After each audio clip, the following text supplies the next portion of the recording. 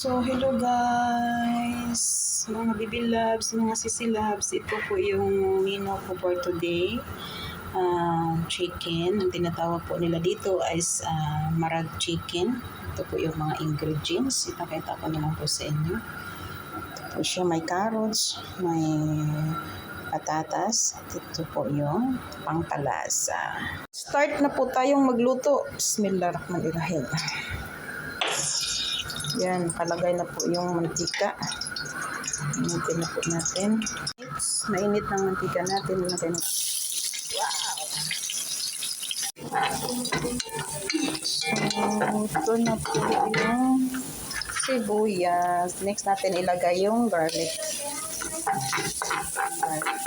Hanggang mag-brown din po.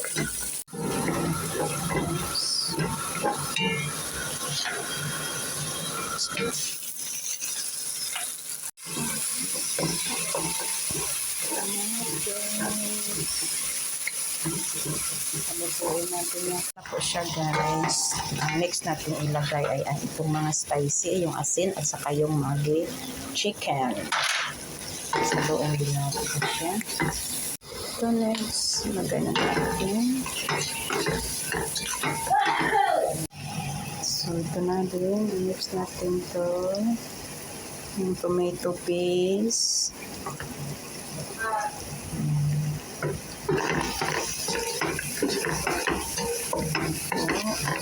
Haluin natin siya. So guys, ito na po. Next natin ilagay ay ang chicken.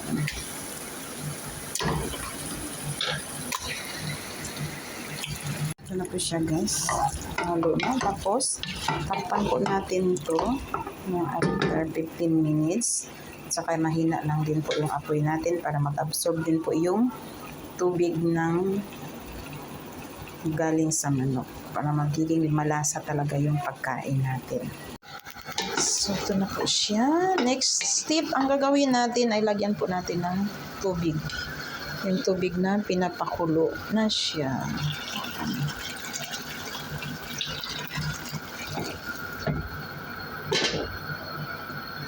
Lagyan natin.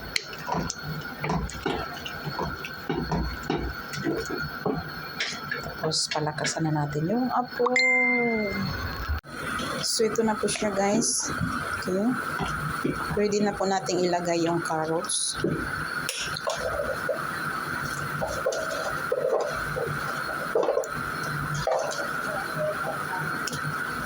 Then after few minutes, next na din natin yung patatas.